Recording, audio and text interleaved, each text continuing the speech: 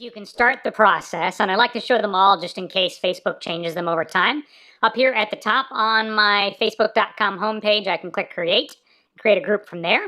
I can also click groups over here on the left, click the green button here that says create group, or if you want to create a group as your business page, right underneath your cover photo, you can click these three dots and choose create group from there. I'm going to start here, create group.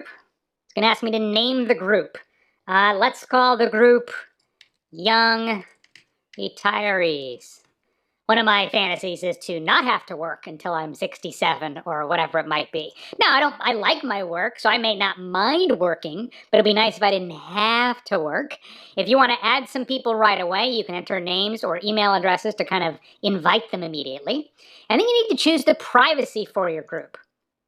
So, public means anyone can find the group, they can see who's in it, and what they post. So what this means is someone can go and read all the stuff in your group without ever having to join.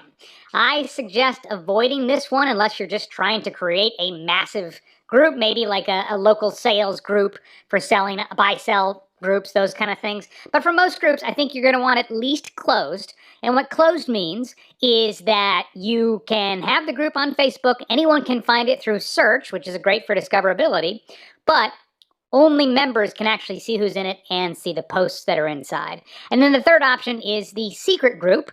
And that means that you can't even find the group in search. So you'd actually have to invite people or send them the link, maybe via email or messenger, for them to even know that it exists. Now, think this decision through, because once you set it, you can only change it once every 28 days. And once your group gets to a certain size, for example, if your group gets to be over 5,000 people, you can't change this to be more public. So if you started closed, you got 5,000 people, you can't go to public because you've already got 5,000 people who've understood that this is a sort of private group, if that makes sense. When I'm ready, I hit create, and now my group has been created. Now let's go through and set up a few things. First, let's add a photo to the top. So I'm going to go ahead and click upload photo. Here's my young retirees photo I selected. Ah yes, drink on the beach. While you can just put a photo up here like this, you can also use this as a call to action in your group or to advertise something. For example, in my 5-minute social media group, as of this recording, I'm doing a free 5-day training. It says click for details. You can click on it and get the details for what this is. So maybe you have a lead magnet or whatever it might be. This is a great place to promote it in your group. If you are going to do a custom cover photo, it's a weird size. It's 1640 pixels by 856 pixels. And that looks good on most devices. I would check it on both a desktop computer and on a mobile phone afterward, just to make sure nothing too close to the edges gets chopped off. So once you have a cover photo in place, you can click on it just like any image on Facebook, and then you can add a description or a call to action, whatever, a link, whatever you want it to be there. If this is your group, I strongly suggest you click on notifications and decide how many posts you want to be notified for.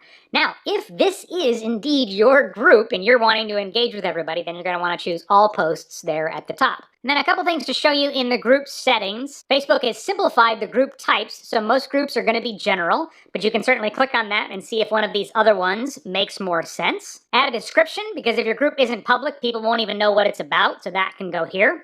If it's a local group, you can add a location. Go through, click customize address, and that way you can decide what you want your group's address to be. And then the last set of settings that I want you to make sure to look closely at are the ones that decide how people get into the group. So you can say basically anyone in the group can approve other people, or only admins and moderators. And finally, you can ask questions, up to 3 questions, for people before they join your group. I strongly recommend this as well. I know sometimes we'll see people on Facebook bragging like, yeah, I've got a group and it's got 50,000 members. And sometimes that's a bad thing. Sometimes you lose the intimacy and the community.